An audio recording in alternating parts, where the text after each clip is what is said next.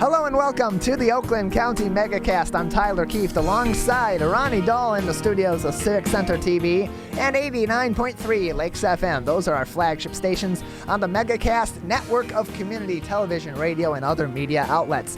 In addition, today we are live to tape on 88.1 WBFH, The Biff, and live on Birmingham Area Municipal Access. Both of our TV channels, Comcast Channel 15 and AT&T Channel 99. In addition, you can watch us online live in high definition in two different spots, civiccentertv.com.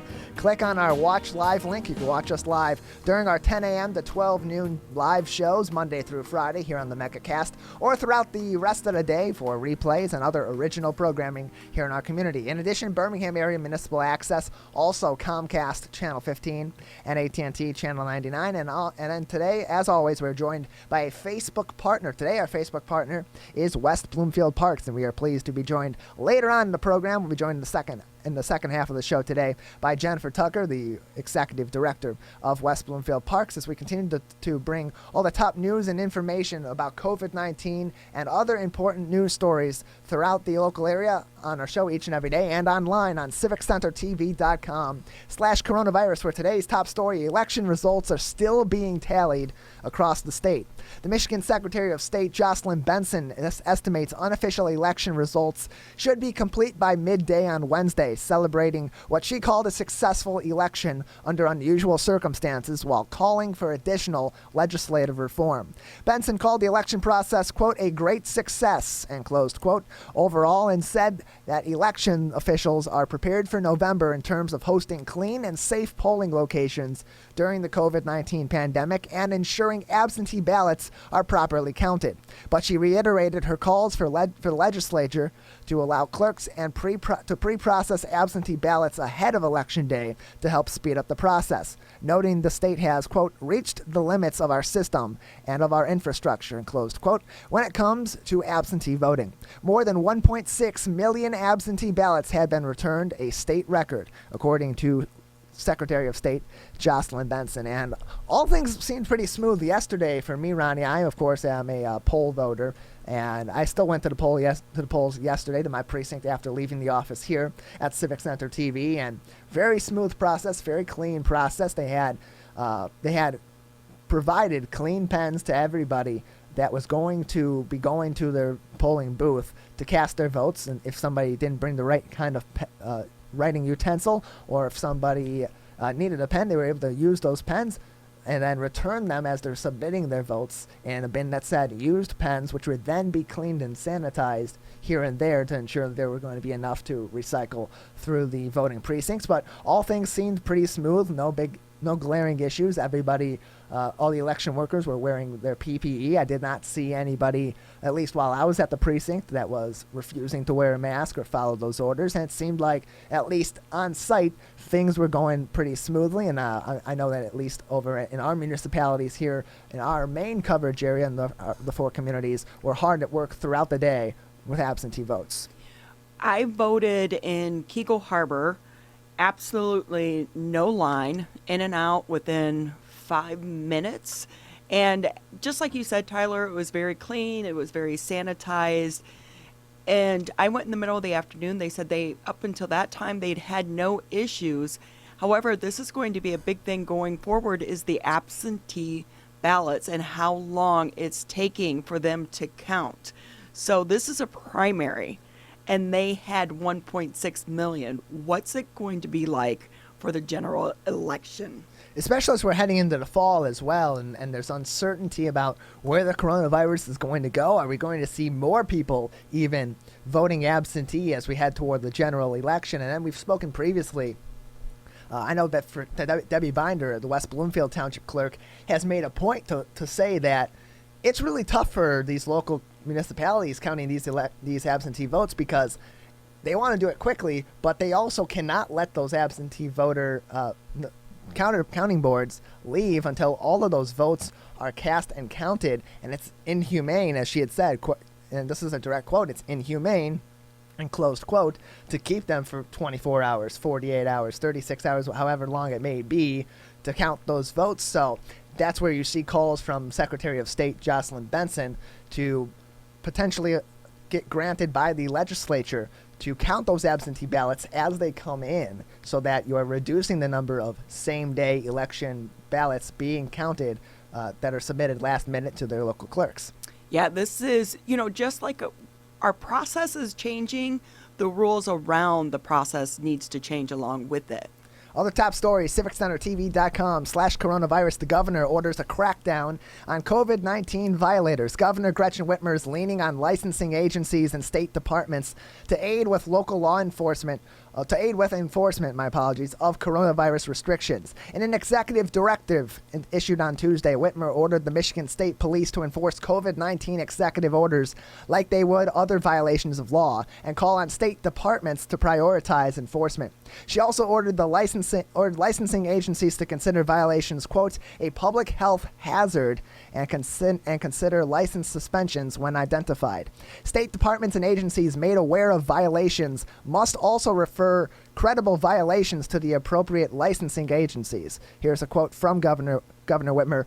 Ensuring those executive orders are enforced across the state will protect Michigan families, small businesses, and first responders on the front lines of this crisis. And she continued, this fight is not over yet. We will hear from Governor Gretchen Whitmer as well as Lieutenant Governor Garlin Gilchrist and Michigan Department of Health and Human Services Chief Medical Executive Dr. Joneigh Khaldun at 10:30. They will be going live with a press conference, their first press conference of July. I'm sure we'll hear more about this and about the continued responses. The governor escalating a little bit her emphasis on enforcement of these policies as we continue to see a lot of new wrinkles coming in with this COVID-19 pandemic. We have had other law enforcement agencies be very vocal about them not being, they don't want someone to call 911 to get the police there for someone not wearing a mask. It's more of a trespassing issue for them when they respond. But we also have to remember we have limited resources. You have limited inspectors, limited police officers.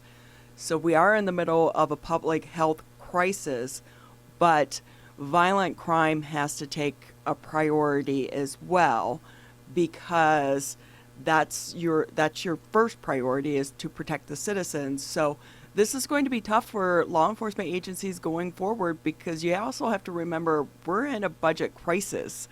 So what are you going to do? Put cops on overtime and have them go around and enforce this? It definitely raises a lot of questions for local law enforcement. I'm sure there's going to be quite a lot of reaction to the emphasis that's been directed at them by the governor to continue to emphasize enforcement of these policies. Other stories, civiccentertv.com/coronavirus. Kelly Stafford sharing COVID-19 scare on social media. The Lions announced on Tuesday that quarterback Matthew Stafford did not have COVID-19 after a false positive test last week. But that didn't spare the family the fear of the disease and in some cases the isolation and ridicule from the public. Stafford's wife Kelly posted in a message on Instagram describing the last days as, quote, somewhat of a nightmare. Even after we knew it was false positive, our school told us that they were not allowed back, Stafford wrote. I was approached in a grocery store and I was told I was endangering others. My kids were harassed and kicked off the playground. I was told I needed to wait in my car when trying to pick up food, and people closest to us had to get tested just so they could go back to work, and closed quote. She continued on, my apologies. She continued on, I blame the NFL for not holding themselves accountable. These are people's lives and livelihoods that are in those results and their test sites, Kelly wrote. Maybe we should be absolutely positive a person has COVID before releasing that info to the world. And I see where she's coming from on that. I do believe that people in the public eye, and really just people in general that are having their status announced, that's kind of something you want to keep within your inner circle initially, definitely within the inner circle within your immediate contact tracing network in that situation. But in the case of someone who is a public figure and does have family, does have other people that are connected to them, you want to make sure it's 100%, I would think, before releasing that to the public. It's easier said than done in pop culture and especially in the sports world to have that happen where you're so under a microscope, and especially in the times we're in right now where everybody is questioning whether or not there's going to be football played in the fall on any level altogether. there's definitely some justified contention there from Kelly Stafford. There is a reason behind the HIPAA laws, so I am actually surprised that names of people and these positive results are being announced, because there is a health issue to share the name, but this is an issue that all employers are actually dealing with right now. Do they release the name of the individual? Because then it's their privacy that's being violated. But in a case like this, or like we saw with the state senator this week, it's going to get out there. So how are we going to be addressing this going forward as well? But the other issue coming out of this, are these tests accurate? So if this is happening in the NFL, it's very high profile. How much is it happening to regular everyday people like you and I? And with that, I heard a really great point yesterday on Sports Talk Radio that, and I believe it was Jeff Rieger from WXYT-FM who had said, I would think it's better to have a false positive than a false negative in this case. So if you announce that someone's negative and it turns out they're positive, that has a lot more negative connotations down the line and negative consequences down the line than necessarily a false positive. But even in that case, I think back to, they have these lists of COVID, not restricted, but COVID relief, I guess, lists of people that are not needing to go to these workouts and go to practices and so on because of either they've opted out or they are under COVID watch or they're being contact traced from someone connected to them, whatever the case may be, and they hadn't released specific information from those lists. You just knew that, 7 Lions, 8 Lions, 11 Lions from the team were on that list, and you don't know why. I think that's fine. But I think that when you're coming out and saying positive or negative for any one person, unless you're 100% sure, you really shouldn't be going out with that to the public, especially from within the Lions organization. If that's the case in the scenario. That and more stories online, civiccentertv.com/coronavirus. In addition, we have links to reputable resources from the Centers for Disease Control, the state of Michigan, Oakland County, and many of our local municipalities in our coverage area, where you can find more information from your hometown, from the county, from the state, and the federal level about COVID-19 as we continue to battle through this virus, through this pandemic, and all the changes that it brings along with it. Changes to a number of different businesses, including fixtures in the local area, such as the M1 Concourse. And we are pleased to be joined now by our first guest today, Jordan Zlotoff. He is the CEO of the M1 Concourse, with us on the Oakland County Megacast. Jordan, thank you for being with us today. Happy to be here. Good morning, Ronnie. Good morning, Tyler. Appreciate having you on. So how are you? How's your team at M1 Concourse doing? So we're faring through this whole pandemic and doing the best that we can. There's only so much you can control during this whole situation as it evolves, but we feel very fortunate that our garage community has remained open for our garage owners. We've kept open our motorsports clubs. So that's a private track club that we operate. We've been able to put on a few of our smaller public experiences. So we have a couple open track days that we host for the public each year, in addition to some private one-on-one instructional lessons and driving experiences that we do. And then we've been able to do a few of our other private corporate events. So big release just a few weeks ago of the Ford Mustang Mach-1. So I'm sure many of your listeners saw the photo release and the video release of that Mustang driving on track and some of the commercials. And the video footage from that was shot here at M1. So we've had a lot of our larger public events had to stop, so our bigger Cars and Coffee events. We recently announced just a few days ago that we weren't going to be able to host our Dream Show activities that accompany the Dream Cruise Festival that takes place on Woodward. So we're unhappy that we're having to postpone those to next year, but given the circumstances and given the times, we think it was the prudent decision and the right decision to make. So that's just kind of a high level of how things have been going here at M1. For those that are not familiar with your track, explain to them what exactly it is.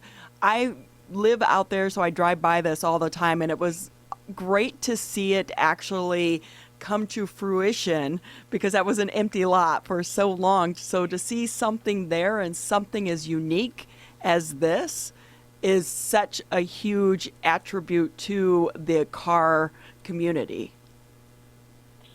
Sure, absolutely. Happy to tell you about what our site is and a little bit of our history. So we are built on an 87-acre lot in Pontiac, Michigan, just over the border from Bloomfield Hills. We're at the corner of South Boulevard and Woodward, so right on M1, Michigan State Road 1. We're built on the site of a former General Motors factory. So this is actually Pontiac West Assembly, where they used to make Chevy S10s and Jimmys and Blazers. It then became the Pontiac Validation Center, and GM actually leveled this site to the ground in the early 2000s when they moved their manufacturing. And we won the rights to develop this land almost 10 years ago. In the past 5 years, we've now built what is the world's largest private garage community. So these are private individual garage condos that folks buy and own, and they use it for car storage. But almost everyone builds a second level, and they make these into private entertainment suites because these garages overlook our 1.5 mile racetrack that we have here at M1 Concourse. So imagine having a box suite that you might have at Ford Field or Little Caesars Arena, where you're overlooking a sports game, except here you're overlooking a Porsche or Ferrari drive around the track. So some people call these the ultimate garage mahals or man caves or diva dens, depending on the gender of some of our owners. But these are really the ultimate automotive entertainment suites that folks build here. We operate our own private track club. So if you own a garage, you can belong to the track club and take your performance car out on our road course. And then we also host very large public car shows and events. So we have one of the largest cars and coffee events in the country that we host about once a month on Saturday mornings. Brings out between 1,500 and 2,000 cars, sometimes around 5,000 people. We've obviously had to scale that back a little bit this year. We've also been home to Roadkill Nights, which is an annual drag racing competition that's held right on Woodward Avenue. So we partner with Motor Trend and Dodge and actually shut down Woodward Avenue right in front of our property and host legal 1/8 of a mile drag racing. So we think of ourselves as a big automotive playground where anything fun you can think to do with a car, whether it's polishing it, storing it, collecting it, or driving it to its performance capabilities right at the edge of the envelope, teaching people how to do performance driving. We do all those things. So we like to think we cater to the automotive spirit that exists here in the Motor City. Jordan Zlotoff with us on the Oakland County Megacast. He is the CEO of the M1 Concourse with us on the program today. So Jordan, you mentioned that you do a lot of private events and you have some public events that do go on normally and some that are still going on at this time during the pandemic. How do you maintain safety measures in that? I know that you mentioned for the Saturday events, it's mostly people in their cars, but I'm sure you get people that want to observe as well. And is there a way that you're able to still allow for that public entertainment in such an automotive junkie town like we have here in Metro Detroit without putting safety at risk during the times that we're in? Absolutely. So first off, safety and health are of utmost importance to all of us. So ensuring the safety of our participants, our staff members, our garage owners and club members here at M1 is extremely important to us. So masks and gloves are an important part of our PPE protocols here. We're very fortunate in that we have such a large land area. So we're in 87 acres, so social distancing is something which we enforce and have as part of our policies. So keeping people spaced apart. So if we were doing a classroom style instruction and there's 10 folks, making sure everyone has an appropriate distance apart. We do a lot of our courses and events outdoors, which significantly helps. But we have had to limit the number of people that can come in for events and sometimes just postponing events altogether because we can't safely host several thousand people on site right now at this moment. But we're definitely keeping our fingers crossed that the situation will improve and we'll be able to get back to normal as soon as we can. But things like masks and gloves and social distancing go a long way, so we're making sure to enforce that wherever we can. Jordan, any plans with the Woodward Dream Cruise, of course, not the formal events not going on this year, and your organization's involvement in those formal events obviously not happening due to the pandemic. Any plans still as we're approaching that season where classic cars are out and about all throughout the metro area, and people are still going to, in some ways, celebrate even if the official event's not going on. Is there anything that the M1 Concourse and your organization maybe has in the works to celebrate the classic car culture that we have here in metropolitan Detroit during that time? Absolutely. So we had plans to do a smaller limited car show this year during the Dream Cruise, which we've had to postpone. So right now we're focusing all of our attention on energy in next year. So we're putting on two very large car show events. One is going to be the Woodward Dream Show that we do during the Dream Cruise in 2021. The other one is going to be a pinnacle event here called the American Festival of Speed, modeled after the Goodwood Festival of Speed. That'll be held at the end of September of 2021. So we are really ramping up and working to develop those events to be an absolutely spectacular celebration of all things automotive. And we're also continuing our garage construction right now throughout this year. So we are selling our fourth phase of garages here at M1. So we're very fortunate that construction can continue, but we have those available as well. So the event season has been scaled back a little bit, but we're still excited to be able to offer a lot of things to our constituents, like the private garages, which we're selling, and also our motorsports club, which continues to operate. Jordan, if I could get your thoughts on so many of the illegal drag racing incidents that we've had on the highways here recently, or the drifting.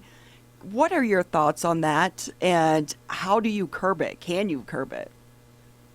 Sure. So first off, we never endorse or want to condone exceeding the speed limit on public roads. You jeopardize your own life, the lives of others. We absolutely recommend doing it in a safe, controlled environment. So that's why we're very happy to be able to host the events that we do, whether it's drag racing, an event like Roadkill Nights, where it's sanctioned, controlled. We have safety measures in place. And our performance road course, which we operate all year round, where folks can come out, they can push the limits of their vehicles, but do it in a safe, controlled environment. Learn from professionals in terms of what your car is actually capable of and how to operate it safely. So we like to think that we're a place where people can come and really exercise that spirit of wanting to push their car, but doing it in a controlled environment. So we know we don't capture all of that, but we try to capture as much of that as we can. And we tell people, go fast, but do it at a racetrack, do it at a drag strip.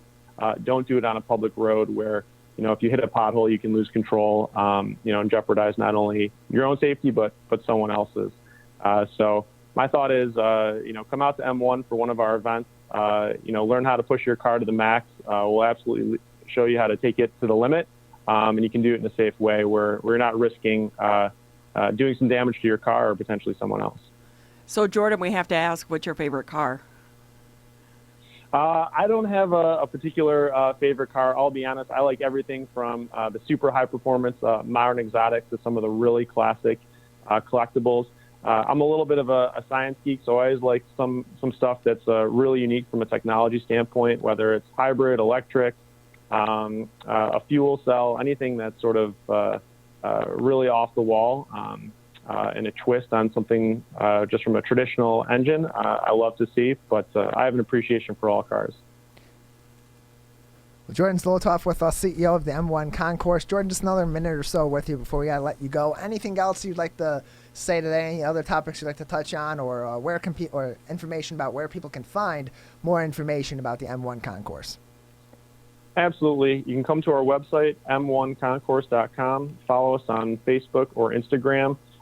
We put up a lot of content, so if you're really interested in seeing cool cars that are driving on our track, please follow us on Instagram or Facebook.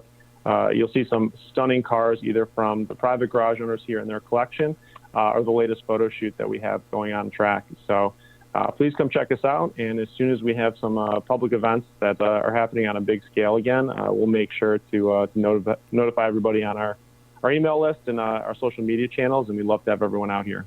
Well, Jordan, we thank you for being with us today.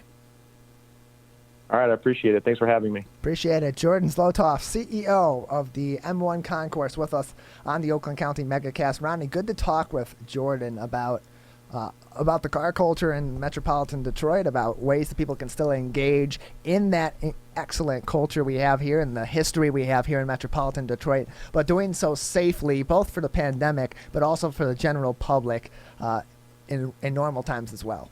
this is such a really cool event and thing for us to have in our backyard. We are the Motor City. So it's great that they came up with this concept and they took what was a blighted piece of property and they created something that is very unique to the Motor City for people to go and for people to enjoy.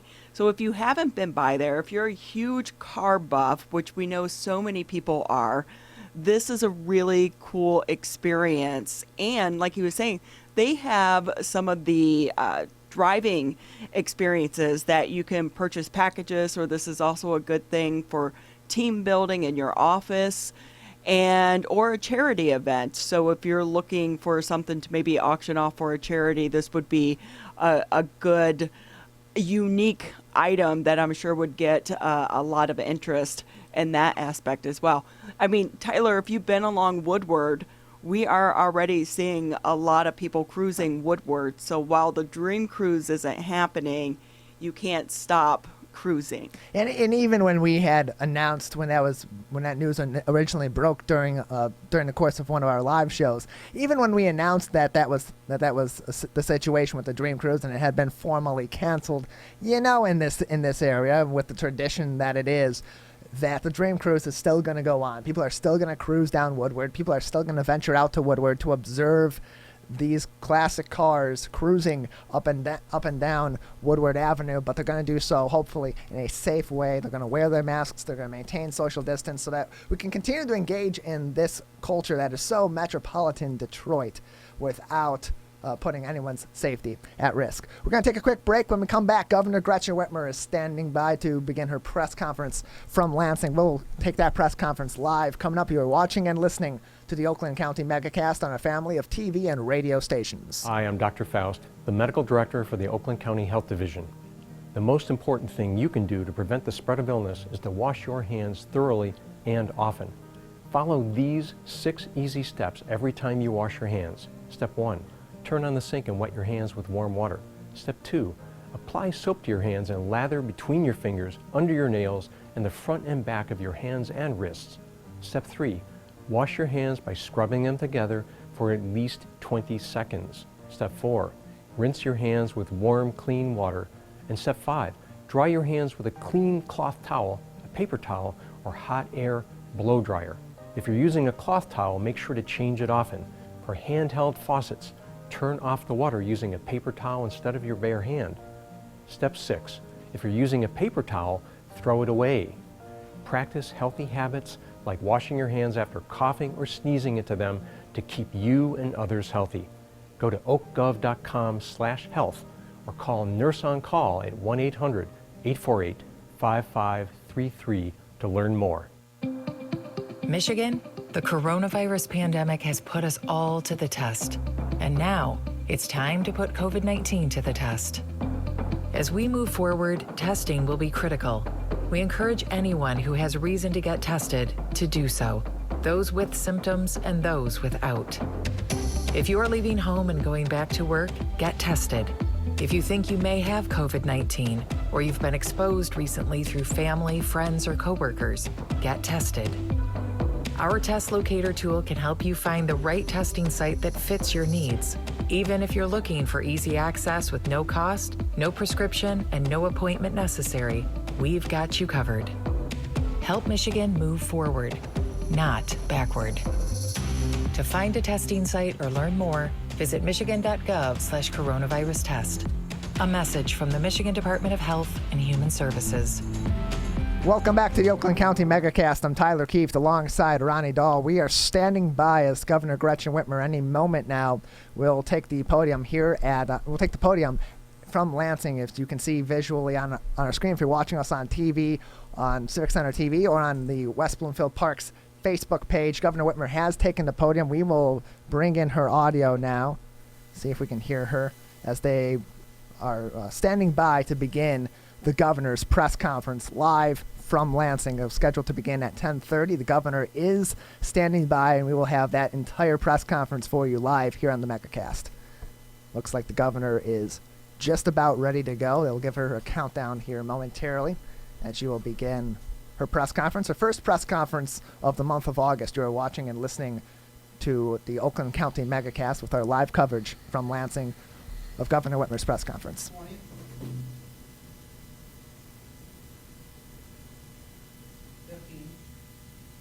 So in about 15 seconds out from beginning, we'll just reset one more time. Thank you for tuning in live on the Oakland County Megacast and on demand for replays.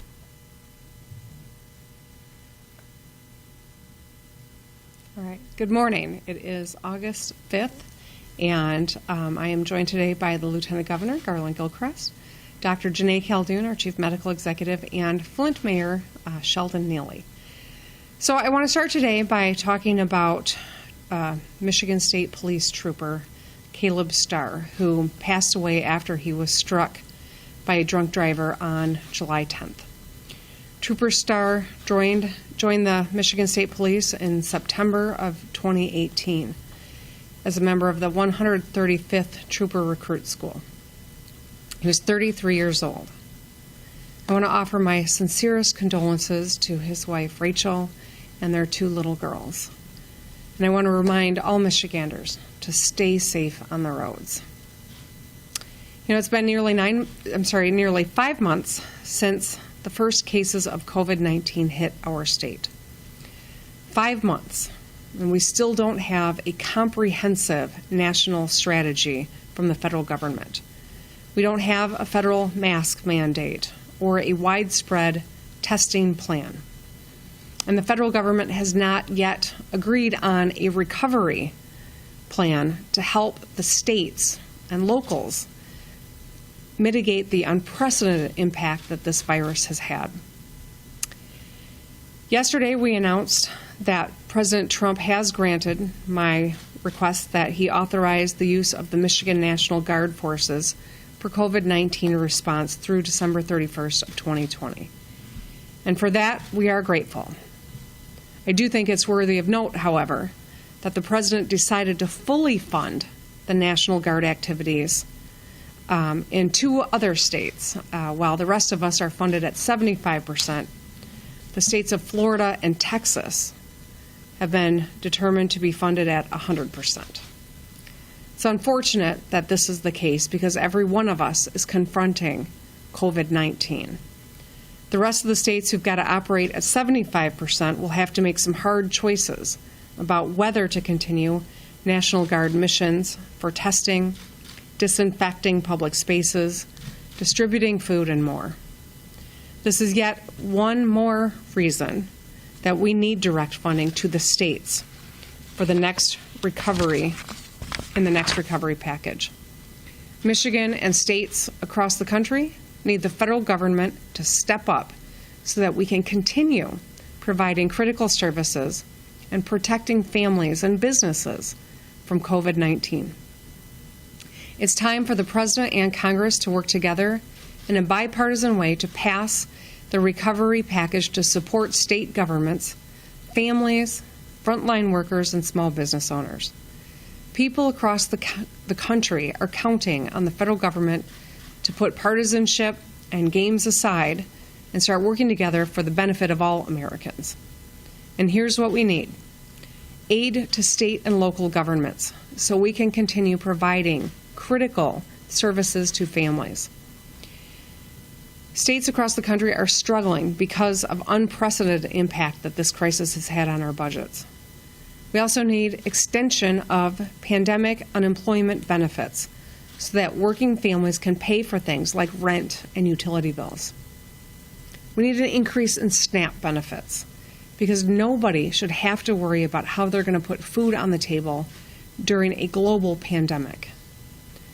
We need funding for child care to help our crucial frontline workers who put their lives on the line every single day to take care of us so that their kids can be taken care of.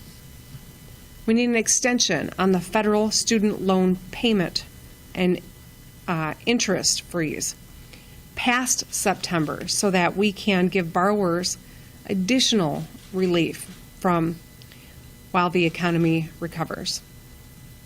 We need an increase and extension of the FMAP so that federal government covers a greater share of Medicaid costs.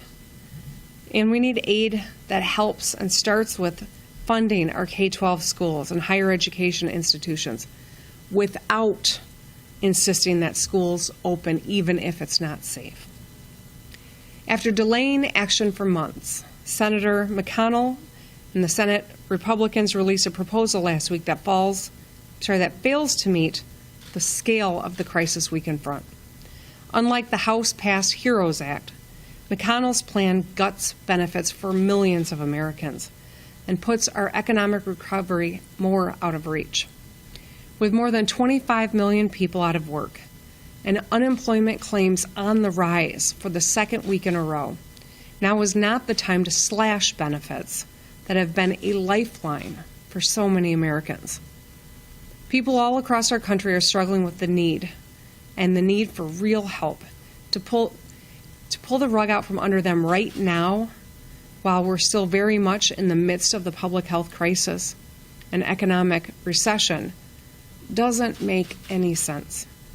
Republicans need to drop this plan and join Democrats in a bipartisan way and construct a comprehensive stimulus package that meets the need of everyday Americans.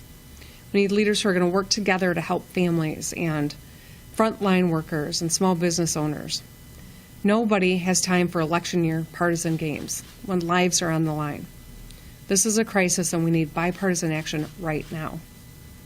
So today I'm joined by leaders from across the state to announce a series of new initiatives to prevent discrimination and racial inequity in Michigan.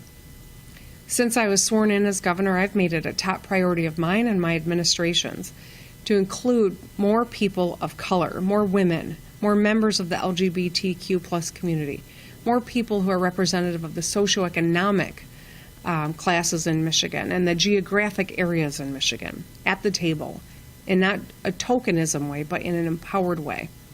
We've been able to build a more inclusive state government, but there certainly is more work to do. Today, I signed an executive order to create the Black Leadership Advisory Council of Michigan, which I will work closely with to develop our policies and paths to opportunity for Black Michiganders. I want to thank Senator Erica Geis, who sponsored the original legislation, for her leadership. This is the first advisory council of its kind, focusing on African American issues in Michigan. And I'm proud to work closely with leaders like those here today to build a more just and equitable state. The deadline to apply for the council is 5 p.m. Wednesday, August 19th, and the link to apply is michigan.gov/appointments, and candidates should select Black Leaders Advisory Council from the drop menu on the application. Today, I also signed an executive directive declaring racism as a public health crisis in Michigan. I want to thank the Michigan Legislative Black Council for their leadership.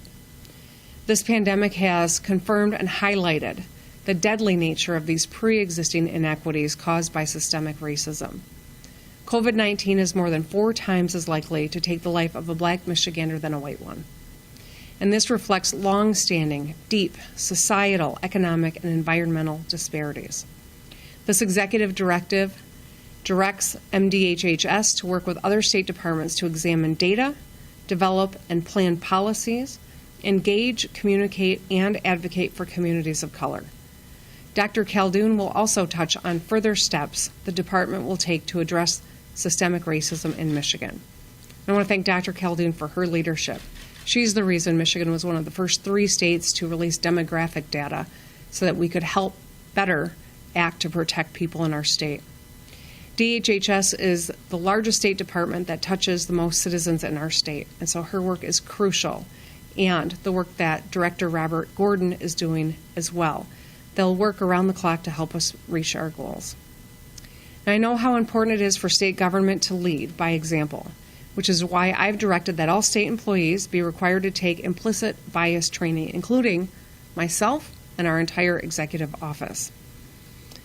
Implicit bias is simply an unconscious preference that exists in each one of us.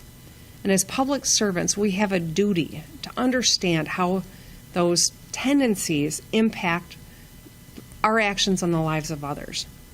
The training is required for both existing employees and must be completed within 60 days for newly hired employees. This is not alleging that people are racist. It's recognizing that everyone has biases from where we grew up or how we were raised. It's just a fact, and that's why we've got to acknowledge it and seek to address it. We have a lot of work to do to eradicate the systemic racism that Black Americans have faced for generations. It's going to take time. But the most important thing we can do during this time is work closely with leaders across the state in every community to find the root cause of problems and work to eradicate them. This group will continue to keep an open dialogue as we work toward our goal of ensuring that we build a stronger Michigan where everyone, no matter what community they're from, has a real opportunity. And with that, I want to introduce Lieutenant Governor Garlin Gilchrist, Chair of the COVID-19 Task Force on Racial Disparities, to talk a little bit more about the work that they're doing. Thank you.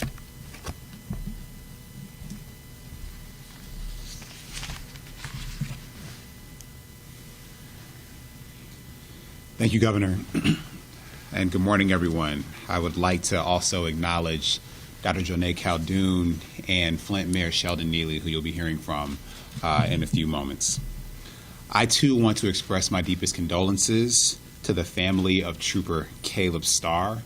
The entire state of Michigan is feeling this tragic loss, and he will be missed by all of his colleagues in the Michigan State Police. We thank him and all of you for your service. These past several months have been very difficult for all of us as we have dealt with this virus that moves quickly and silently. It has been tough for the families who've lost loved ones to this devastating virus, and I count myself among those, losing 23 people in my life to COVID-19. It's been tough for the frontline workers who have faced great uncertainty as they showed up to work to keep vital, life-sustaining services operating. I saw this firsthand yesterday when I went to get tested out of an abundance of caution when one of our sitting state senators in the legislature tested positive for COVID-19. And I pray for his recovery. And I pray that everyone who may have even feared they've been in contact with someone gets tested.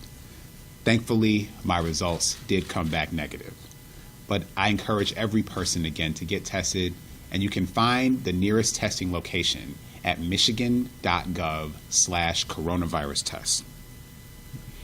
It's been really difficult for our children who've basically had to relearn how to learn, taking classes online, who haven't seen their friends or classmates or even some family members in months. And again, I feel this personally with my twin 6-year-olds and my baby girl, Ruby. This has been really difficult for employees who've had to work differently, or for those who haven't been able to work because their workplaces have had to pause operations in the name of public health and public safety.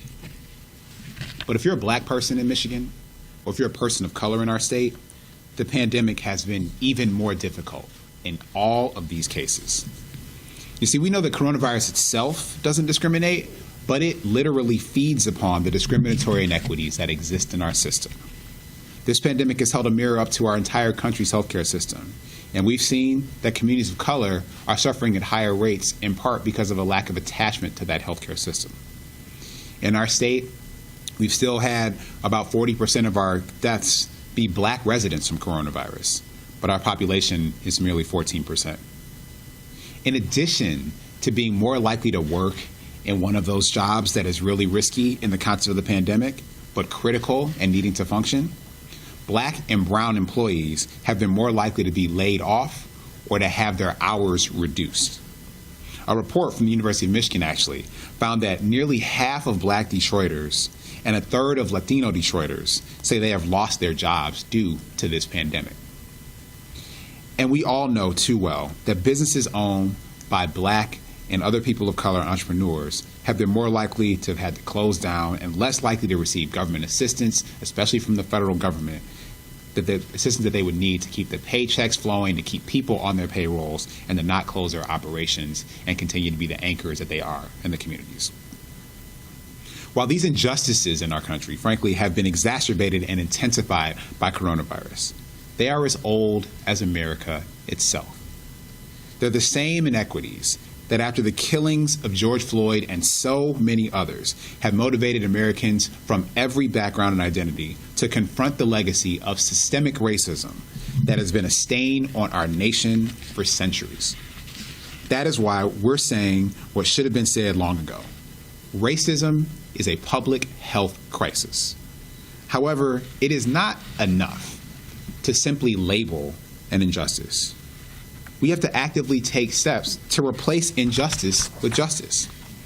This formal declaration from our administration creates the space for state departments and agencies to specifically examine, respond to, and coordinate all of our policies and programs to quickly and substantively put Michigan on a path to address these issues head on. The governor mentioned signing an executive order creating the Black Leadership Advisory Council. This will be a leading pillar of this effort to lay a new foundation of equity and inclusion in Michigan. The Black Leadership Advisory Council is among a set of diverse ethnic commissions within the state of Michigan's government. This council will include at least one person between the age of 18 and 35 to bring the experiences of our young Michiganders. The council will also include at least one person who is an immigrant or has experience on immigration policy. See, Black folks, we are the largest racial minority in the state, but this council, as the governor alluded to, is the first of its kind in Michigan that will elevate and engage Black leaders and our representatives. It will build upon the work that we've begun with the Michigan Coronavirus Task Force on Racial Disparities. And it will expand the scope of that work to develop policies to address disparities in health, create generational economic opportunity, lead to community investment, provide access to affordable and available housing, increase public safety in the truest sense, make investments in education, environmental justice, and broadly create more opportunities for Black Michiganders to pursue happiness and success. When we have full and complete representation, we have policies and programs that can address people's full and complete concerns. We are one of the first states, and still, unfortunately, to this day, one of just a few states who are actually tracking and reporting our cases of coronavirus and COVID-19 deaths by race and ethnicity. We're the first administration to join our neighbors in the March for Justice as we marched down Woodward in Detroit after the murder of George Floyd. I was also proud to join protesters on the west side of Detroit at Dexter and Davidson. We were the first state to form a task force to specifically and explicitly apply the full force of state government to address the racial disparities that we have seen during this pandemic and how they connect to longer-term health disparities. And we were the first administration to require implicit bias training in state government and in medical professional licensure processes. So just as we've used data and science and evidence to drive action during this crisis, we will use data and science and evidence to act on equity and inclusion. The state will begin examining this data to document the differences in health outcomes among racial and ethnic groups in Michigan and how it must be collected, analyzed, and made publicly available to help leaders implement equitable policies.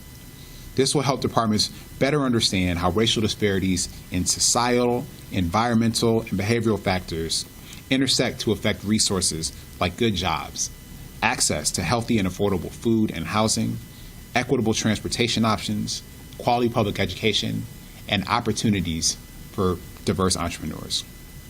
The Equity Impact Assessment Tool, which I'm frankly very excited about, that Dr. Khaldun will speak to, is another thing that we're introducing. The Michigan Department of Health and Human Services has launched this tool to further address implicit bias and how we can make sure that equity is centered in the choices that we make as state government. This will use data, community engagement, and analysis as a way to make sure the policies and the practices within the department are providing the best services in mitigating inequities and disparities. If we are going to design a new system that works for everyone, we need to ensure that everyone has a seat at the table. That is why we're putting out this call to action today for people to step up and lend their voices and experiences to building a better Michigan. You can start by applying for the Black Leadership Advisory Council. I want to second that and go to michigan.gov/appointments to do so.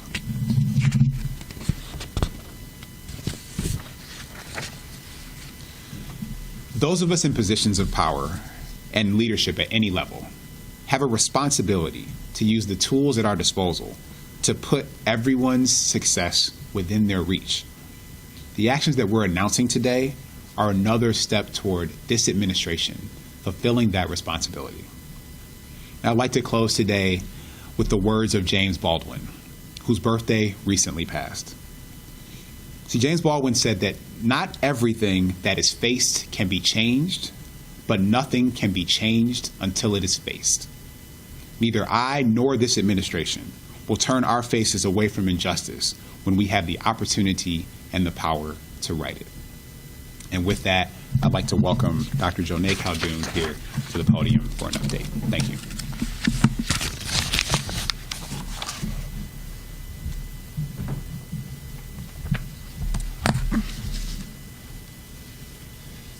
Good morning, and thank you, Lieutenant Governor and Governor. So I'm proud to stand with Governor Whitmer, Lieutenant Governor Gilchrist, and Mayor Neely today to declare racism a public health crisis.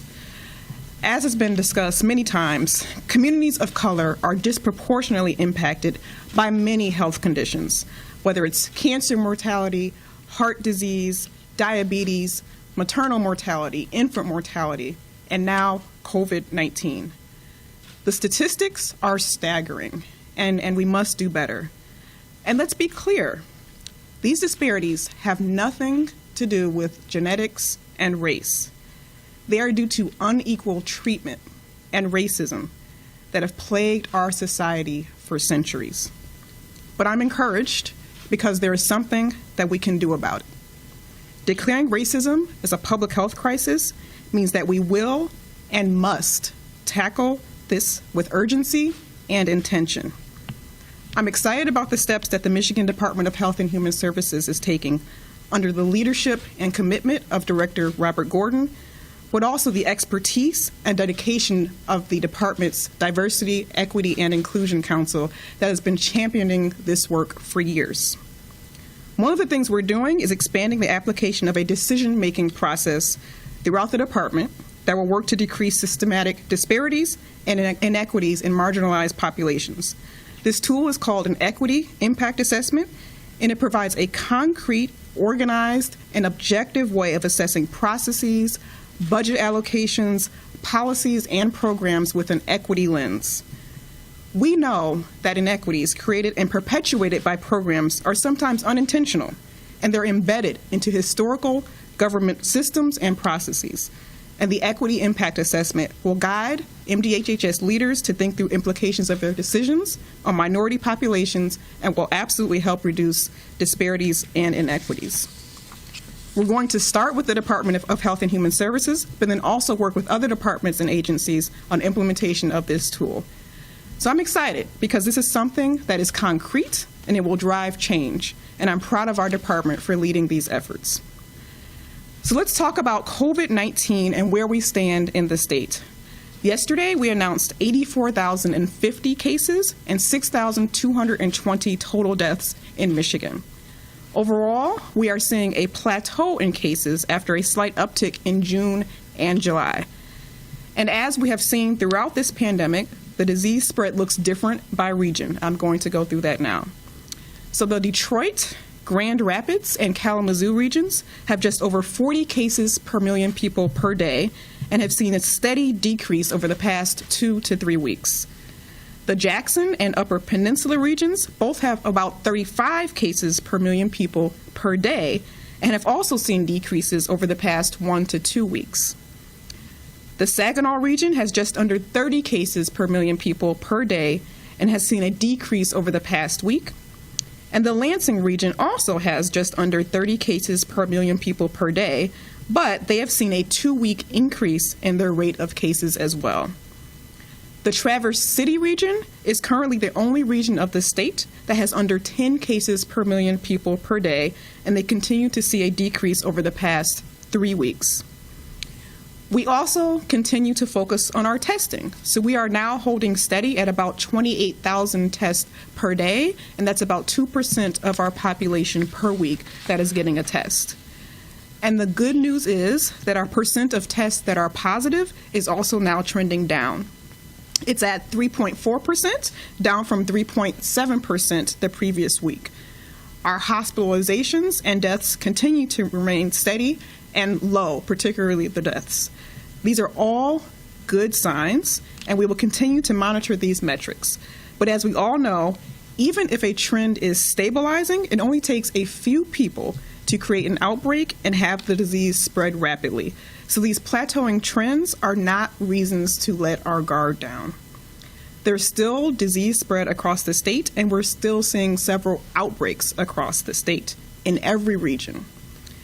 So last week, our local health departments identified 99 new outbreaks that they were investigating. And that's an increase from the 78 new outbreaks that they had the previous week. These outbreaks continue to occur in a variety of settings. The top categories for outbreaks are our skilled nursing facilities and other long-term care facilities, social gatherings, and schools. And it includes colleges, child care centers, and day camps. So we still have to keep fighting this disease that's still very present across the state. We're seeing way too many outbreaks, and our cases are not yet low enough to think that we can let our guard down even for a moment. So that means the basics. Again, wearing masks, washing hands, maintaining 6 feet of distance between yourself and others really remain the best thing that you can do to protect yourself and the community. And please know that even though our recent numbers of deaths are low, we're still learning every day about new research on the long-term health impacts of COVID-19. So this means anyone, including young people, can have long-term lung, brain, and heart damage. So please do not think that you are invincible. Testing continues to be incredibly important. So if you work outside the home, if you're sick, or if you've been exposed to someone who has been sick, please go and get a test. You can go to our website, www.michigan.gov/coronavirus test, or you can call 211 and someone will help you identify a site. We have over 300 testing sites across the state. And I will continue to remind you, please answer the phone if someone from a health department calls you or now sends you a text message. We have been able to successfully reach out to 97% of contacts of positive cases within 24 hours, but only 47% of those calls are actually being completed. So this means that people are still not answering their phones, or we might have a wrong phone number. Please do your part. Speak to us if we call you. It is one of the most important things that we can all do to keep disease spread as low as possible. So we've come a long way since the spring, but we still have much work to do if we're going to keep disease spread down and get our kids back to school in the fall. Thank you. And with that, I will turn it over to Mayor Neely.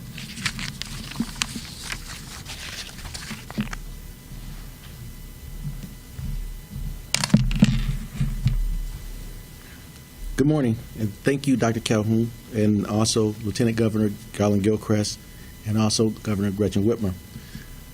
You know, I also want to lend my support and prayers to the STARR family, lost trooper. It's definitely difficult times in our community when we lose a true community patriot and also an officer. So we from the community of Flint will also extend our prayers to the family. And being a strong man of faith, I've always been taught that praise is an act of your actions.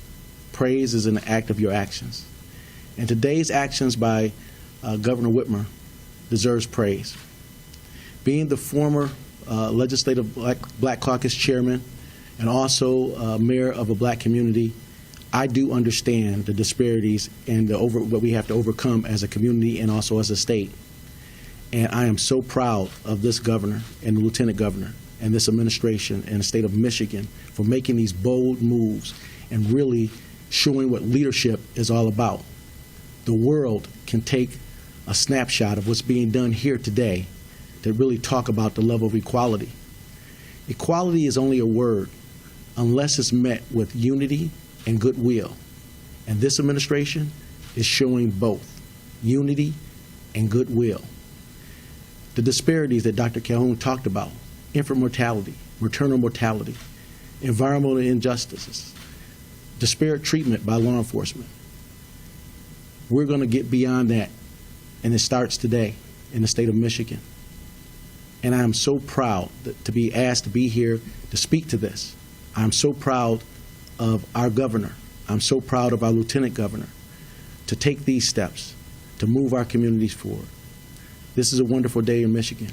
But I encourage all of you to be a part of the change, to be a part of equality, to be a part of unity, and to meet it with goodwill. So thank you, Governor Whitmer. Thank you, Lieutenant Governor Garlin Gilchrist, and thank you, Dr. Calhoun, for all the benefits that Michiganders are going to benefit moving forward. Thank you, and God bless. 89.3 WBLD, Orchard Lake. 88.1 Thank you, Mayor WBLD, Neely. Bloomfield. Doing a important and strong job in the city of Flint. So thank you for being here. Appreciate your leadership. All right, with that, this is a new one. We are taking questions from the press. They are via Zoom call because we wanted to make sure we keep everyone safe as we adhere to the new rules about indoor gatherings across the state. So we only have 10 people in this room, and so the press has had to Zoom in. So with that, I'd be happy to open it up for a few questions. Governor, the first question will come from Eric Lloyd. Hello, Governor. Now, despite the Traverse City region being so far ahead of others in numbers of cases, some restrictions were tightened last week. You said you wanted to nip this in the bud before school begins. So does that mean we can expect it not to see any changes or loosening of restrictions until school begins, especially coming up to Labor Day weekend, no matter positive changes in the numbers? Yeah, so I appreciate the question, Eric. I think that it's really important that we stay focused on the fact that this virus still doesn't show up in numbers until a couple of weeks later. It's the dangerous, insidious thing about COVID-19 is that you can be carrying it and not even know it. I mean, they say, 30% of the population, that's probably true for. Is that an accurate number? I mean, we're learning a lot about this virus. So conventional wisdom is now, though, that maybe a third of the people who have it don't even know they have it. And that's why you don't see the numbers in terms of the positivity cases until a few weeks later, and then a few weeks later seeing the hospitalizations. So we know that our actions today are going to dictate whether or not we are in a strong position to safely resume some in-person instruction this fall. If you look around the world at what's happened in countries that have resumed in-person instruction, the countries that have done so successfully are the ones where they've seen their numbers continuously declining. Well, as Dr. J just explained, we are at a plateau, essentially. Countries that have been successful have less than 10 per million per day.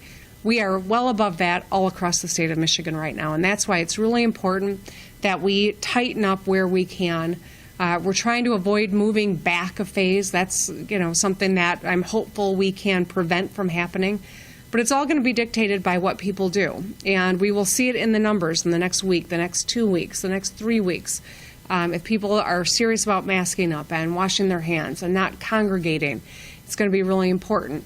Eric, I'll be up in your part of the state to memorialize former Governor Bill Milliken, who was our state's longest serving governor.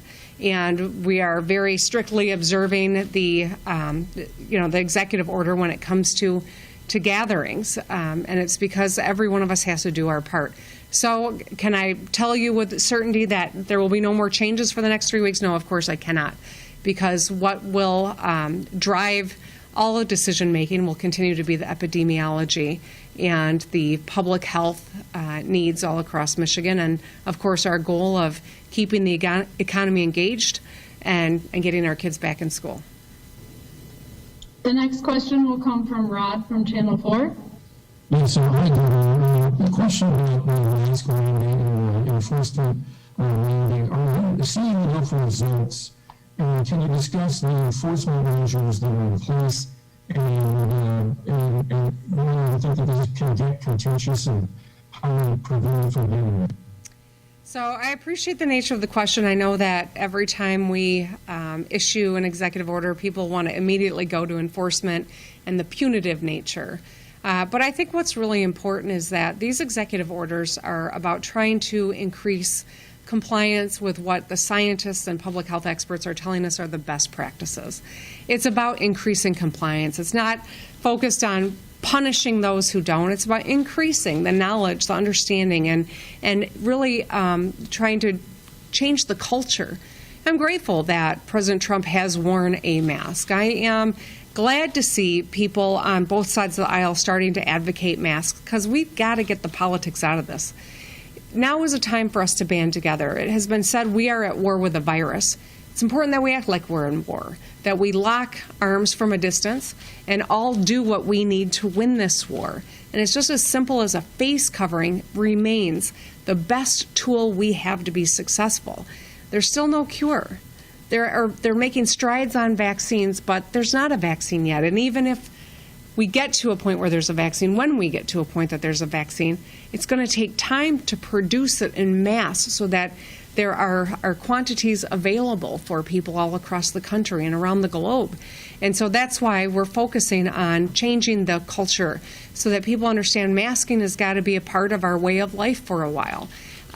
We do have some flagrant violations, and that is why I've got an executive directive to all the departments of the state to make this a priority. I know that the vast majority of businesses are trying to do the right thing. We've seen increased compliance in our retail spaces and in our grocery stores, and that's what we're really going for. It's not about punishing people, it's about protecting people. The next question will come from Christina Ford. Governor, how comfortable are you with the return to learn plans you've been seeing? Many are going with hybrid plans, and I've seen at least one district who's going to be going in person full time. So right now we are in phase 4 in the majority of the state. We're in phase 5 in 2 regions of our state, and that would permit some in-person instruction. Because we have so many districts across the state of Michigan, it was important for us to give kind of the guardrails about what is going to be expected in particular phases of the My Safe Start plan. In phase 4, in-person is permitted, but there are a lot of protocols and requirements to keep students safe. This is a decision that has to be made at the local level, though, because in Lansing, I can't tell you precisely what the individual assets and challenges are of all these hundreds of districts that we have. That's why the school board is there, and that's why the superintendents are there. And it's also why it's so important that parents are educated and engaged on the making of these plans, as well as our teachers and bus drivers and all of the educational workforce. This is about all of us, and we got to get it right. Now, my daughter goes to East Lansing. She's been informed that she will be learning from home, at least for the beginning of the term, perhaps longer, we will see. We know that the Lansing region is in phase 4. We, as Dr. Khaldun just described, we are seeing our numbers have an uptick in the last couple of weeks, and so the Lansing School District has decided not to resume in person and be at distance. These are decisions that have to be made at that level. Now, we have given the guardrails, and if we move back a phase, they will have to deploy their distance learning plans. But this is, I think, a source of consternation for all of us. Parents like me, leaders like me, as well as the mom and dad who are just simply trying to make sure their kid gets the education they need and that they can work so they can put food on the table. We're going to have to be nimble, and it's frustrating, and it's hard to hear that. But that's the nature of this virus, and that's why it's critical that we're masking up. That's why I think you see other states doing what we have done by getting aggressive and taking positions so that we can strengthen the likelihood that we can resume and safely do so. The next question will come from Riley at Bridge. Hi, Governor. How do you feel about how things went with the primary election yesterday, and do you think there need to be any policy changes ahead of the November election to handle a potential influx of absentee ballots? Yeah, thanks, Riley. So I chatted with our Secretary of State, Jocelyn Benson, yesterday. I know that they've been doing an incredible amount of work, and certainly our local clerks have been working their tails off to try to make this a successful election.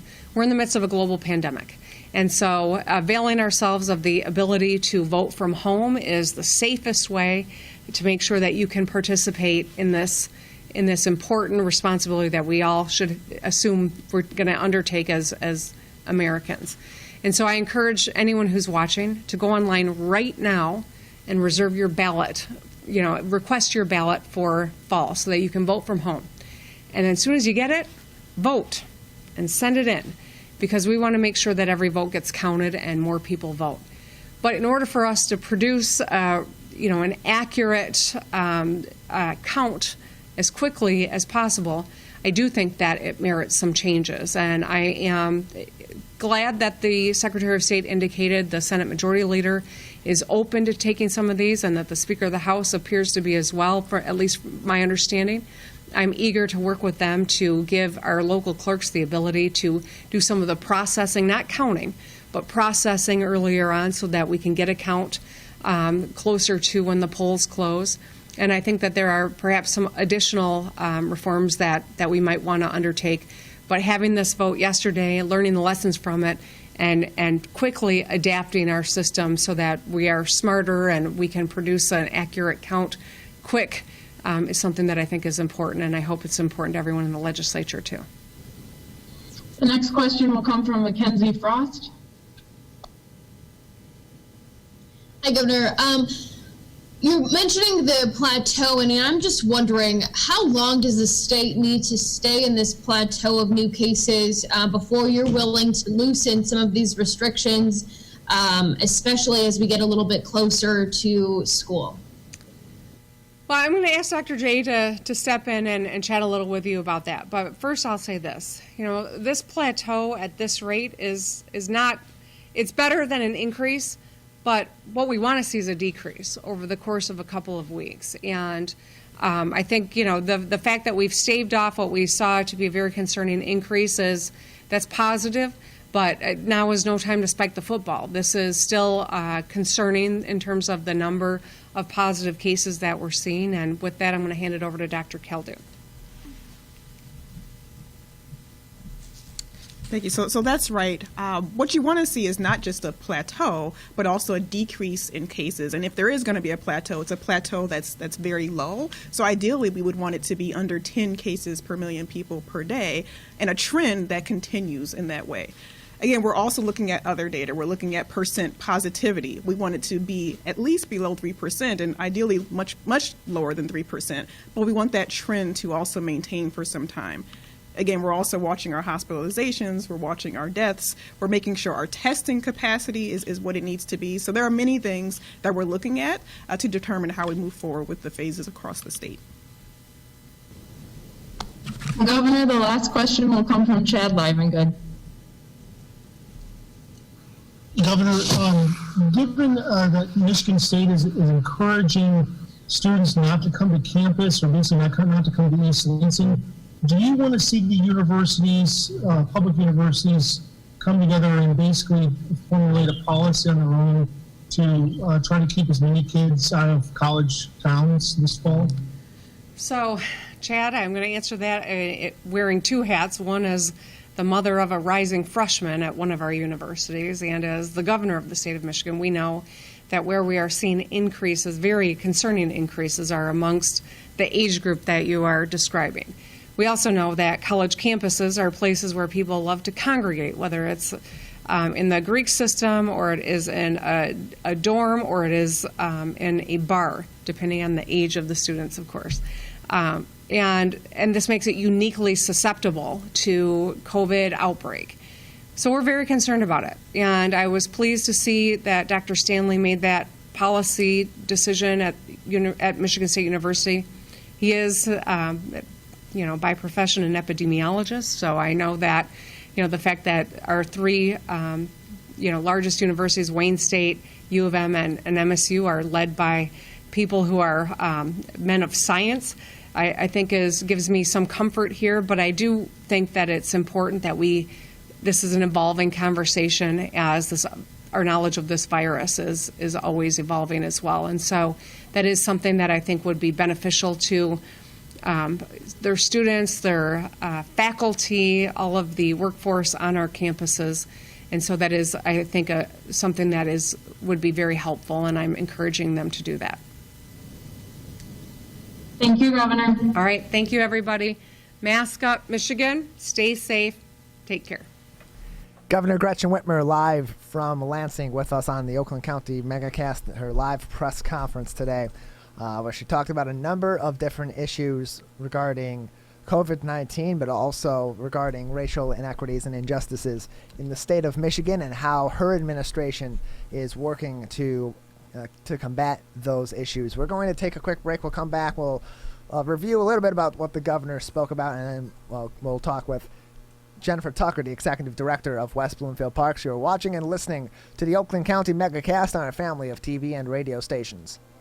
Michigan, we still need to stay careful because we don't want to go backwards.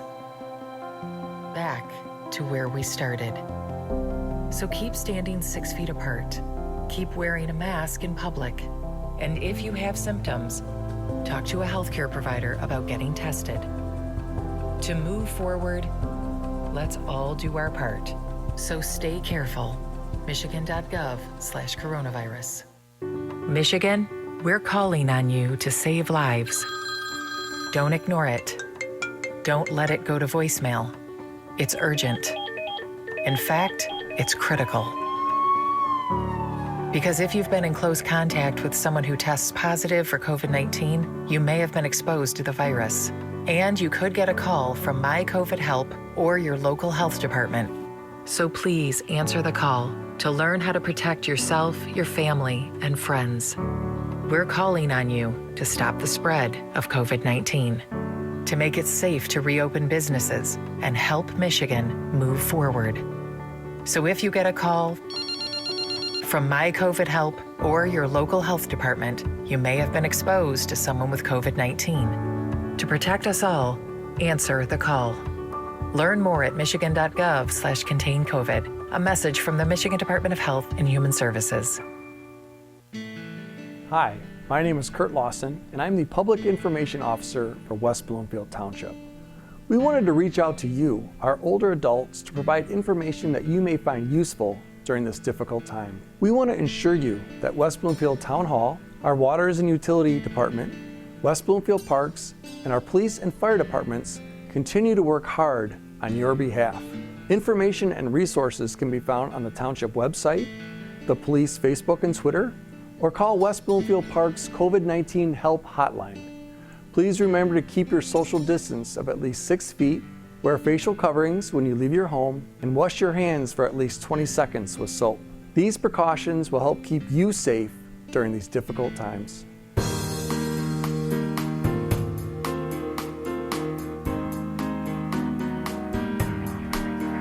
Welcome back to the Oakland County Megacast. I'm Tyler Keefe alongside Ronnie Dahl. You're watching and listening to us on Civic Center TV on Comcast Channel 15 and AT&T Channel 99, as well as on Birmingham Area Municipal Access on those same two channels. In addition, we are online, civiccentertv.com. Click our Watch Live button and you'll be able to watch us live in high definition during the show, as well as our regular programming throughout the day, 24 hours, 7 days a week, civiccentertv.com. Also today, two great radio stations, 88.1 WBFH. The Biff joins us live to tape on today's program. And of course, as always, our flagship radio station, 89.3 Lakes FM. Live streaming online on lakesfm.com. Today, in addition, we are, as always, on Facebook via Facebook Live with a great community partner. That community partner today is West Bloomfield Parks, and we are pleased to be joined by their Executive Director, Jennifer Tucker, with us now on the Oakland County Megacast on a family of TV and radio stations. Executive Director Tucker, thank you for being with us today. Well, thank you for having me. I can't be more excited. It's a great day to be on with you today, because we would first and foremost want to thank the voters. Yesterday, our parks renewal millage actually passed with 75.6 percentage of yes votes, and we cannot be more excited. So thank you to our residents for that. Executive Director Tucker, could you give a little bit of details about what that millage will go towards supporting in the West Bloomfield Parks and Recreation Department's organization? Sure. What that millage pays for is operation, also development, and basically the overall function of the Parks Department. So we are so thankful in these crazy times, when you don't know what to expect. Our residents are still very strong in loving their park system, and we are I have goosebumps literally right now. Do you think because of the pandemic, people have come to realize what a gem the parks are for us to have, and the in our backyards, and that millage and having that experience has helped them support the millage then? Oh, I definitely think we have, we see more people in the parks now than ever. It is a super highway on the trail. We are a little bit low in staff right now than what our usual capacity is. We are trying so hard to maintain our high standards, but I tell you, our residents are just out in droves, and we are just so thankful to all of them. Jennifer Tucker with us. She is the Executive Director of West Bloomfield Parks, with us on the Oakland County Megacast. West Bloomfield Parks today, our Facebook partner. We appreciate them joining us for the entirety of our program today. So on top of all the great services that the Parks Department provides on a regular basis, they've also provided a number of great services during the COVID-19 pandemic, despite many of those usual services and events and programs being shut down. Others have been added, things have been modified, and are continuing to pop up. What are some upcoming programs through West Bloomfield Parks? I know that you are soon to be releasing your Midsummer Guide as well. Well, I tell you what, we are, I'm so glad that was a great segue. Thank you for that. We are pretty excited. Our Kids Commotion concert is, our first one is tomorrow. It is sold out. We only are allowed to have 100 people gathering in the park at a time. That's at Marshbank Park tomorrow morning. We do have 2 other dates, and I have those right here. August 13th at 11 a.m. and also August 27th at 6 p.m. So we do still have spots open for those. We are also adding in our Midsummer Guide, which is on our website, which is wbparks.org. You can go on there and take a look. But on there, we have adapted to what our restrictions are currently. And we have a lot of smaller activities and programs that are for outdoors, and a lot of virtual things that we're doing, everything from Tai Chi to, learning from a NASA astronaut. So we're trying to be creative and innovative. And honestly, we've reworked about 90% of our programming, which our rec staff is just busting it out. I mean, they have been just working really hard to come up with really creative ways to keep people engaged and with our park system. And we're doing our best, and we're gonna all get through this together. Jennifer Tucker with us, the Executive Director of West Bloomfield Parks. So as you continue through the pandemic, and you said that about 90% of the programming through parks has been changed to virtual instead of in person as a result of the pandemic. Going forward, do you imagine that there's going to be more virtual programming, even when things return to some semblance of normalcy and these programs return to how they typically function? Do you believe that there may be some more opportunities in the future for virtual events and programs through parks? I really do think that this is going to change the way that we operate, just honestly as a society. Some really, honestly, it sounds crazy, but some positive things have really come out of this. I know some of our seniors have become more savvy on their computers as a result. And, we're going to try to reach that, every generation in try to fill that void with potential virtual programming. We even have folks that came out to our Marshbank music series and didn't realize they could get out of their car and they were still in their pajamas. So we want them to be comfortable coming out to see us. And it's just, that is what our climate is right now. And we really want that to, we're kind of capitalizing on all aspects as much as we possibly can. And also, I want to give a shout out to Civic Center TV and Lakes FM for coming out and partnering with us for the Marshbank music series. We had so much good feedback. People are so happy that we're able to come out, but we had to keep that under 100 participants, obviously because of our restrictions. But we were really happy to. We have such a great partnership with, Lakes FM and also Civic Center TV, and we really want to thank you for that. You mentioned seniors. How have you been able to maintain contact with seniors in the community during this? So our senior population right now, our Connect Senior Facility is closed per the mandate. And we don't know when that will reopen. We still have not been given any further guidance or as far as timeline, but we perceive that it may be a while.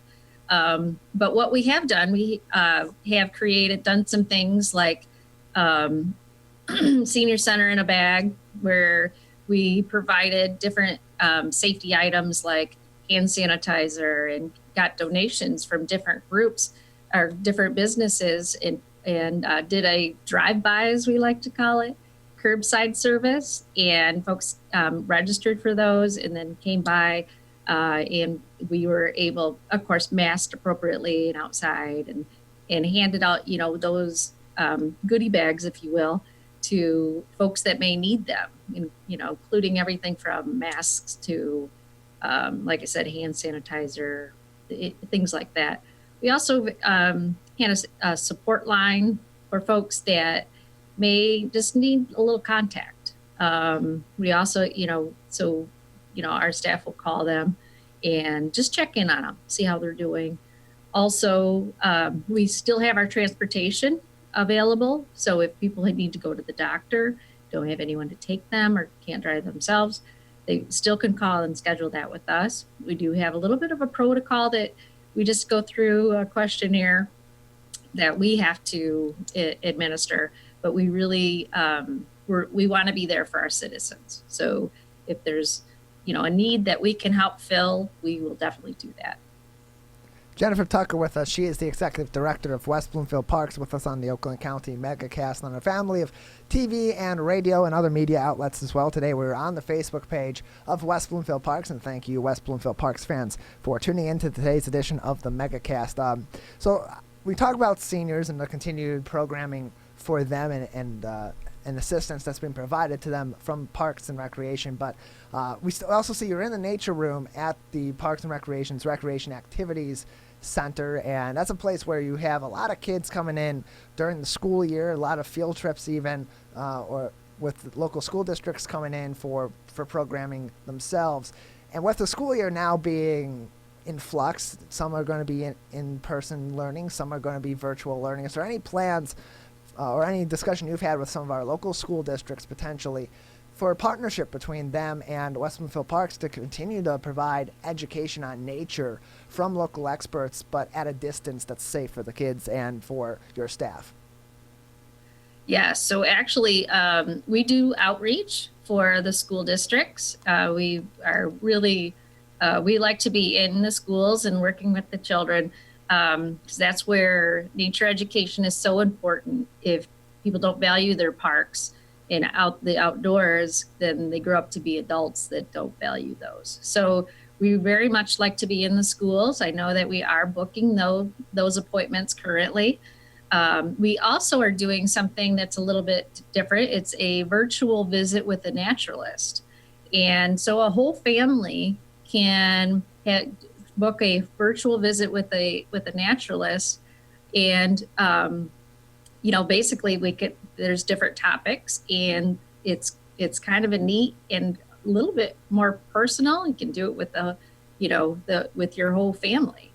And we do have nature camp currently. We only have 10 kids, and actually I had to wrestle away. I was going to do this outside, but the whole place is inhabited with laughing. So I had to come in here where it was a little more quiet.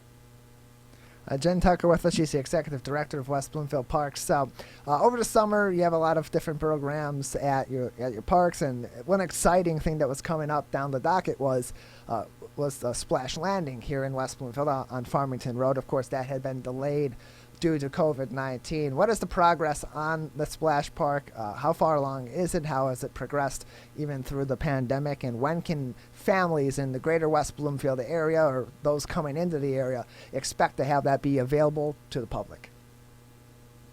Well, we're moving right along right now. I will tell you that. All different trades are over there right now, working really hard. Things are really going well, and our anticipated timeline is we would like to be open for next spring. There's no reason why at this moment I should think that anything different would happen. Obviously, this is a little further out than we originally would have liked, but who expected Corona? So we're making the best of it, and maybe in the future we can give you a little sneak peek at our next time you see me. Yeah, that would be fantastic. Jen Tucker, anything else for us today? Any other information that people should know about parks programs or other things that are coming up, or ways that they can get more information from your organization? Yeah, the best way really is our website. Take a look at those programs. Our Midsummer Guide is on there. We only did a digital guide because things are so fast moving day to day. You just never know, as you just heard from the governor.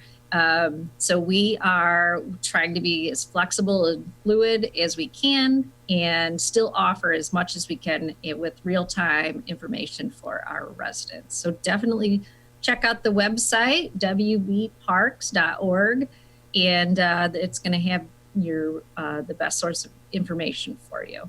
Well, Jen, we appreciate having you on today. Thank you for having me. Always a pleasure. I'm always glad to check in once in a while with you. We appreciate it. Jennifer Tucker, the Executive Director of West Bloomfield Parks, with us on the Oakland County Megacast. And Ronnie, amazing the pivot that they've made at West Bloomfield Parks to continue their events, their classes, their programming for a wide variety of ages and a wide variety of people in the community despite the pandemic. And that's another show of how that innovation is also going to be utilized later on after we're through the pandemic as well to provide new services and new programming to the community. I think every organization, every company has had to learn to adapt to this pandemic and still be able to serve people and the community. And something like this is the parks. And remember, you couldn't even go to the park. They were closed to the public, and then eventually they opened. And now, even when you go, you still need to take precaution, and there is signage up.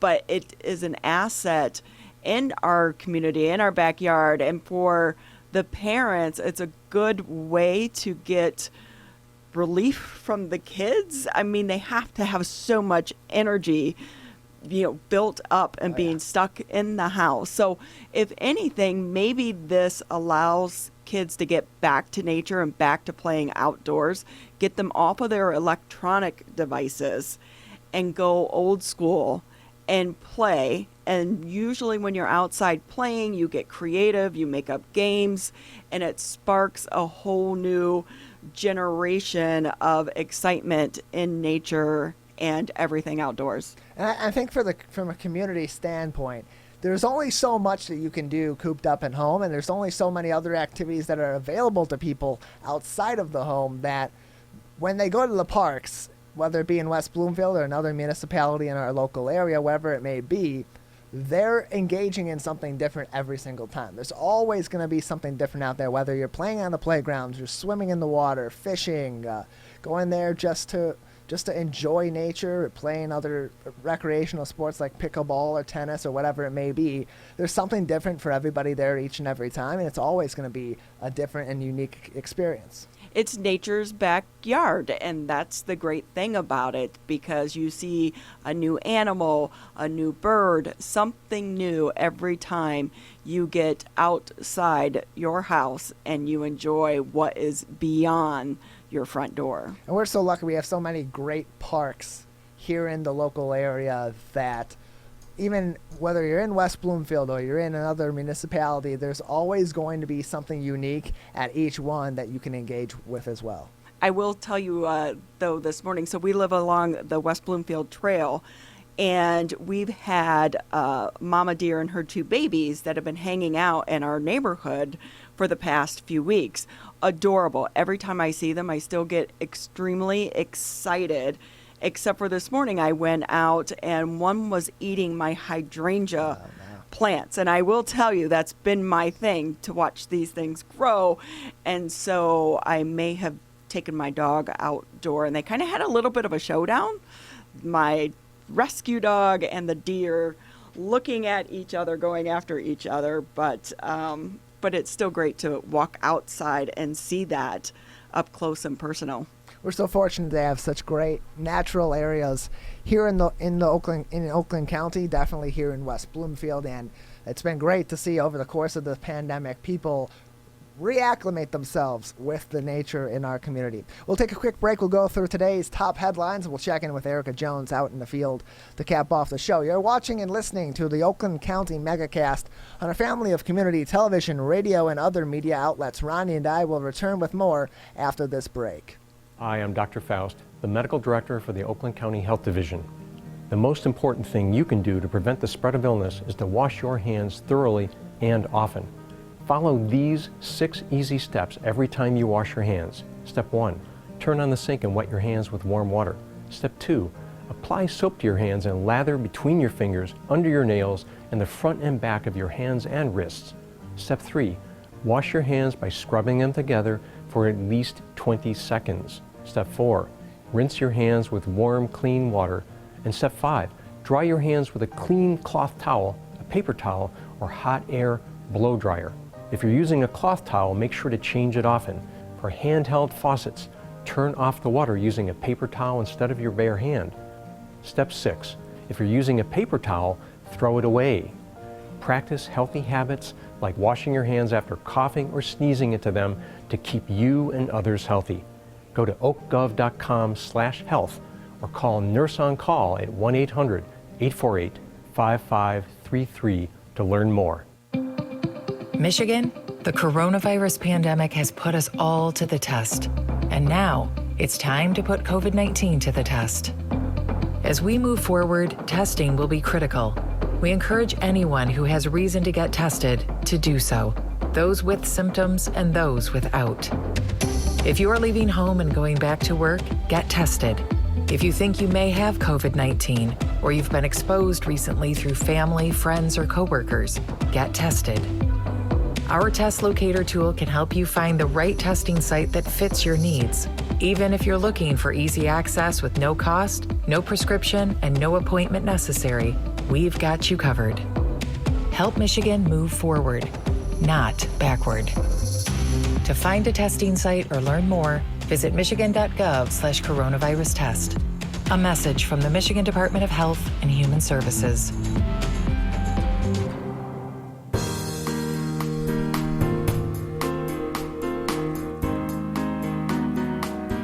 Welcome back to the Oakland County Megacast. I'm Tyler Keefe alongside Ronnie Dahl in the studios of our flagship stations, Civic Center TV and 89.3 Lakes FM. In addition, today, as always, we're on Birmingham Area Municipal Access in Birmingham, Bingham Farms, Beverly Hills, and the village of Franklin. And today we're also on 88.1 WBFH, the Biff, live to tape on today's program. Also today, our Facebook partner is West Bloomfield Parks. We appreciate Jennifer Tucker, Megan Kernat, and the entire team over at West Bloomfield Parks for joining us on today's program as we continue to bring you the latest news and information from throughout the community regarding COVID-19 and other major stories. If you want to find that information, you can go to our website, civiccentertv.com/coronavirus, where we have our latest news stories each and every day that we update during the work week, and access to information on COVID-19 from federal, state, and local sources of information directly to those sources of information so that you don't have to go looking around for those specific pages. We have direct links to those as well. In addition, civiccentertv.com/megacast. You can find more information on our family of community radio and television outlets on our website, civiccentertv.com/megacast. And if you're just tuning in and you missed most of the episode, you want to watch the full thing back, You can find our full episodes there as well, or if you're short on time, you can only watch a few short clips here and there, and want to get the most important information, watch your short clips, watch the full interviews on civiccentertv.com/megacast, and of course, as I mentioned before, our top headlines today on civiccentertv.com/coronavirus. We'll go through them once again. Election results are still being tallied across the state. Michigan Secretary of State Jocelyn Benson estimates that unofficial election results should be complete by midday on Wednesday, celebrating what she called a successful election under unusual circumstances, while calling for additional legislative reform. Benson called the election process, quote, a great success overall, and said election officials are prepared for November in terms of hosting clean and safe polling locations during the COVID-19 pandemic and ensuring absentee ballots are properly counted. But she reiterated her calls for the legislature to allow clerks to pre-process absentee ballots ahead of the election day to help speed up the process, noting the state had, quote, reached the limits of our system and of our infrastructure when it comes to absentee voting. More than 1.6 million absentee ballots had been returned, which is a state record, according to Secretary of State Jocelyn Benson, as yesterday's elections have come and passed a record number of absentee votes. That people are still able to vote in person, and that process seemed to be, at least where I went to the polls and from what I had seen and heard, very safe, very efficient. And for those who were voting by absentee ballot, their clerks did a great job of spreading the word of how to get that in on time and avoiding any delays that could make sure that your vote does not count. And it seems to me like we had a relatively successful election, albeit with delayed results. But given the circumstances and given that there is now no recent absentee voting across the state of Michigan, that was to be expected. This is going to be interesting to see how things play out come November. We had about a 33% voter turnout across the state. A lot of those, as you mentioned, the absentee ballots was how voters chose to cast their vote this year. So if we take that number and double it or quadruple it, it's going to mean major delays come November. And so we heard Governor Whitmer mention that they are going to look at the legislature to see if there is something that they can do so that maybe they can start the process earlier and getting those absentee ballots counted, or at least prepared to be counted on Election Day. Especially as we go into November, with Michigan being a major swing state in this upcoming election, those delays could cause further controversy, which is why Governor Whitmer and Secretary of State Benson are working to get out ahead of that, because the voters did vote in the ability for no recent absentee voting and same-day registration. That is the will of the public in that case. That cannot be changed and should not be changed without the public saying yes or no on that. But what they're trying to do here is find a way to efficiently get those votes in so that we don't run into delays like we had on this August primary election that could, like you say, be greatly exacerbated come November for the general election. Other top stories, civiccentertv.com/coronavirus. The governor orders crackdown on COVID-19 violators. Governor Whitmer is leaning on licensing agencies and state departments to aid with enforcement of coronavirus restrictions. In an executive directive issued on Tuesday, Whitmer ordered the state police to enforce COVID-19 executive orders like they would other violations of law, and called on state departments to prioritize enforcement. She also ordered licensing agencies to consider violations a public health hazard and consider license suspensions when identified. State departments and agencies made aware of violations must also refer credible violations to the appropriate licensing agencies. Quote, ensuring these executive orders are enforced across the state will protect Michigan families, small businesses, and first responders on the front lines of the crisis. This fight is not over yet, said Governor Whitmer, as she continues to hit the gas on enforcement now of these COVID-19 regulations, as the state, as she said in today's press conference, hit a bit of a plateau, but that plateau is not good enough. They want to see reduction in cases, so continuing to have more new cases on a given day, even if over a 5-day period you're averaging similar numbers, those are still a lot of new cases. They want to see those go down, and they are the state government at the governor's level is asking these agencies to participate a little more extensively in prevention of the spread. So we are about at 3.4% of positive tests throughout the state, and there are about 28,000 tests being done each and every day. So those are some of the numbers and some of the factors that they look into in determining whether or not we're going to move into phase 5. But the governor did mention that one of the reasons they believe we are at a plateau is because of the stricter rules and regulations and putting the mask mandate in place. Now she wants to make sure that we're not getting fatigued and that we continue to follow the measures that are in place that have gotten us to the plateau, so that hopefully it gets us below a plateau and we can get below that 3% number. I think something that the governor emphasized, as well as Dr. Khaldun at today's press conference, is that notion of not letting the gas off because we're at a plateau. And that comes, I would think, from the lessons learned in the month of July, which was a tough month in Michigan in terms of response to COVID-19, because we were doing so well. We were seeing reduction in cases in the month of June. And it did seem like, at least early on in the month, around 4th of July, as to be expected, but then it continued on throughout the month, that complacency had a factor in Michigan's recent spike and now back to a plateau. And that's a point of concern for the governor and for the Department of Health and Human Services, which is why they're putting this extra emphasis on enforcement of COVID-19 regulations. Other news on civiccentertv.com/coronavirus. Casinos reopen in Detroit.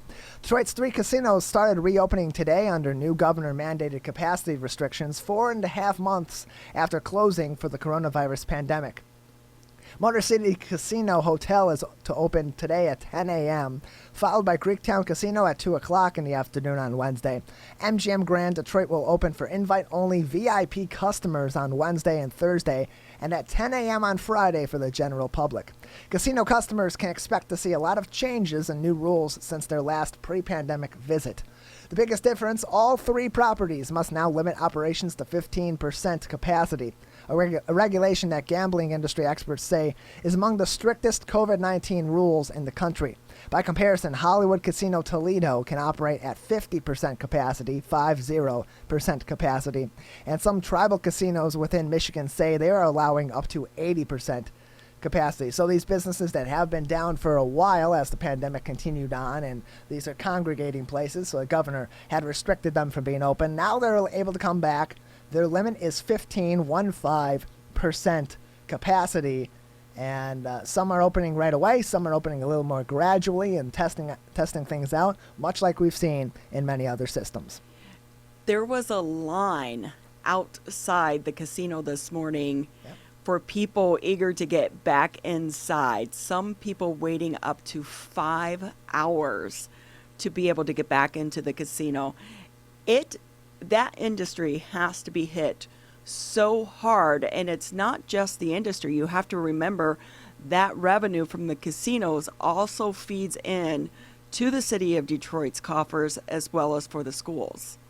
That and more stories online, civiccentertv.com/coronavirus for every day's new top stories and information from reputable resources for COVID-19. Details from the Centers for Disease Control, the state of Michigan, Oakland County, and many of our local municipalities as well. civiccentertv.com/coronavirus. We're going to take a quick break. When we return, we'll talk to Erica Jones from out in the field, who are watching and listening to the Oakland County Megacast on our family of TV and radio stations.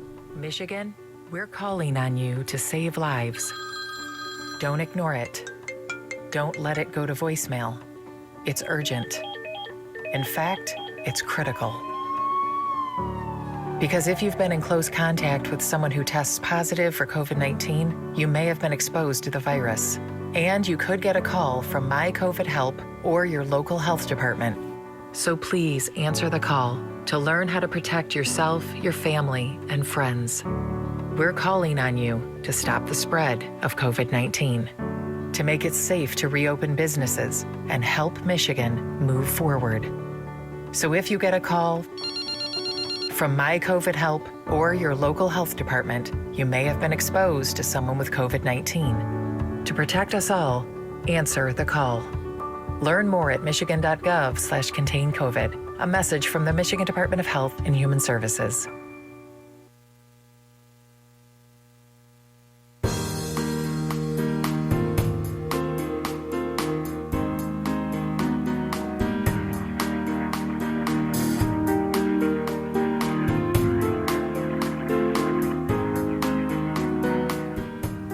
Welcome back to the Oakland County Megacast. I'm Tyler Keefe, along with Ronnie Dahl in the studios of Civic Center TV and 89.3 Lakes FM.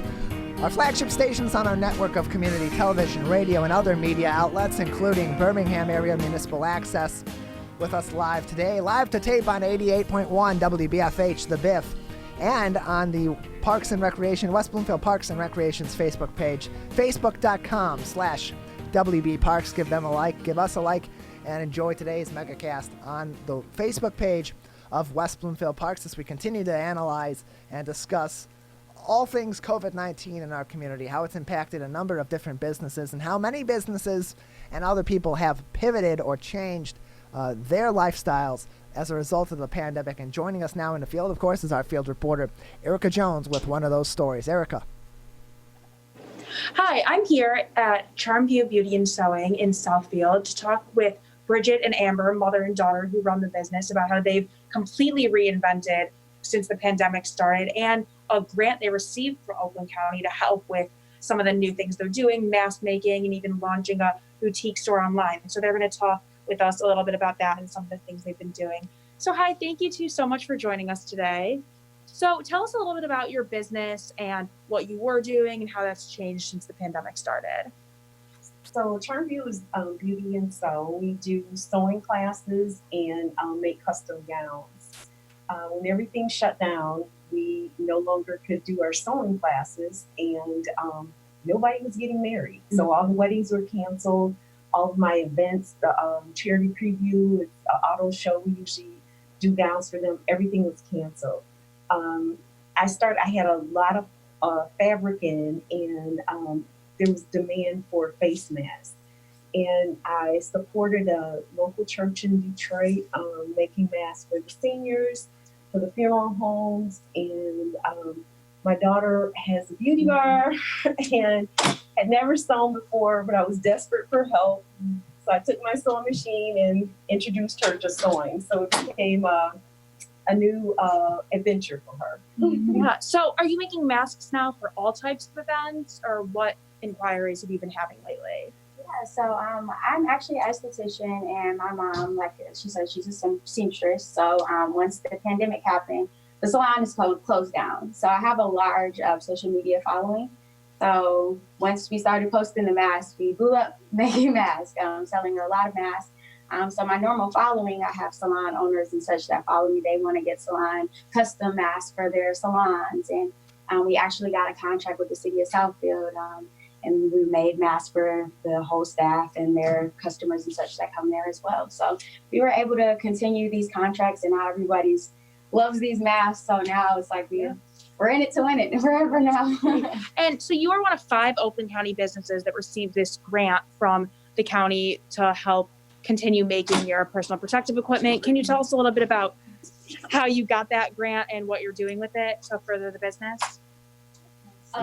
Yeah, we actually were looking online for some different assistance, and we came across this grant that was pretty much if you were in business already and you transformed your business to start selling protective equipment, and that's us. So we were like, wow, this would be a great fit for us. So we wrote our little entry, and actually it worked out great for us. So now we're able to expand and get commercial machines. They actually mass produce these face masks now.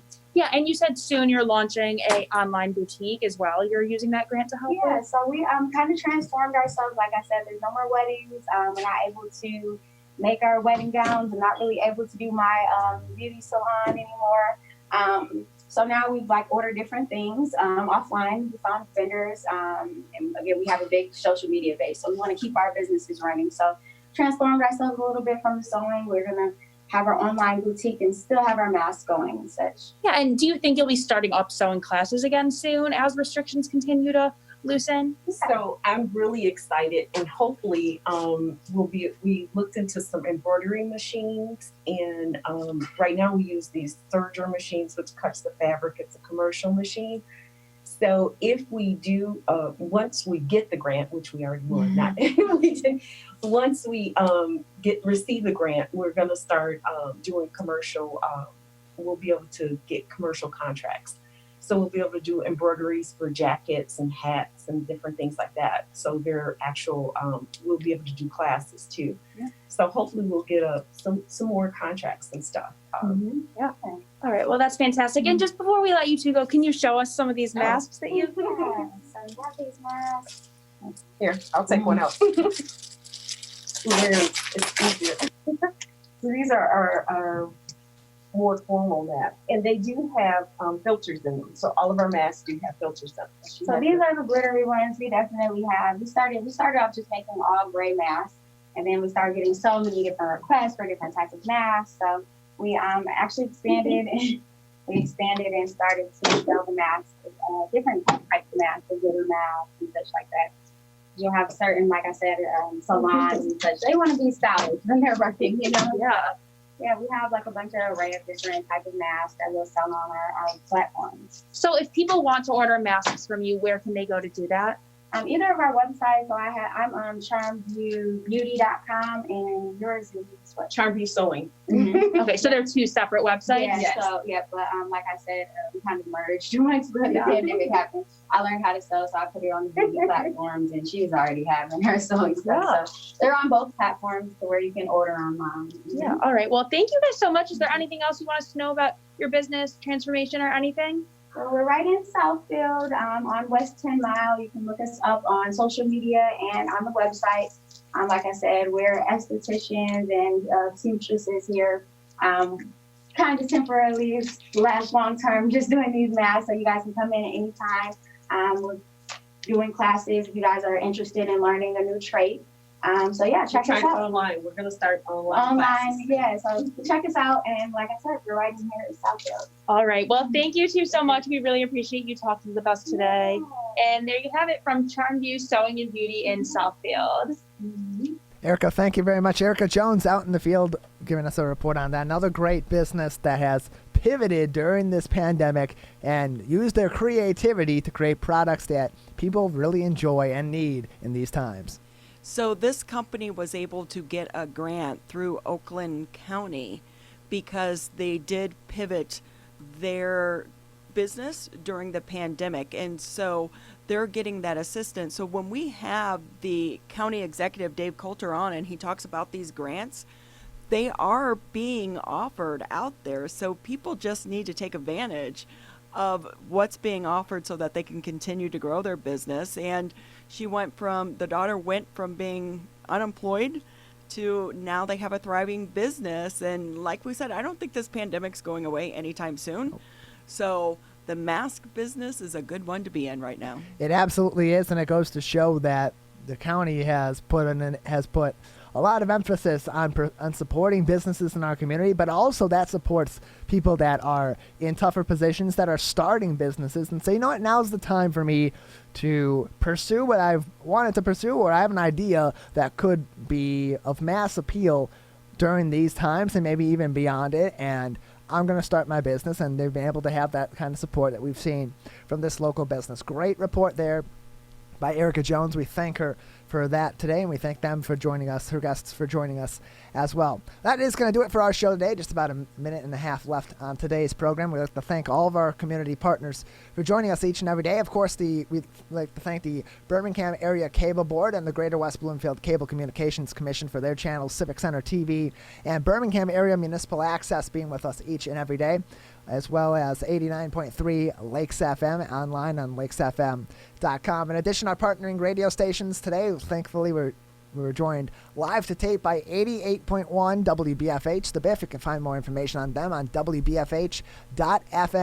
Also, West Bloomfield Parks, our Facebook partner today, WBParks.org for more information on that great organization. Also like to thank our guests, Jordan Zlotoff and Jennifer Tucker, for joining us today, and thank you for being with us as well as we continue to bring the latest news and information about COVID-19 and this pandemic each and every day, Monday through Friday from 10 a.m. to 12 noon on a family of TV and radio stations. That will do it for today's program. I'd like to also thank our entire crew, Larry Nyland, our Zoom producer, keeping our guests in order and getting them on with us each and every day. Jake Kustash, our booking producer, our Executive Director of the Cable Commission, Dave Alberry, and General Manager Dave Scott, and our entire team. For Ronnie Dahl, I am Tyler Keefe. That is going to do it for today's edition of the Oakland County Megacast. We will return with a new episode on 10 a.m. on Thursday.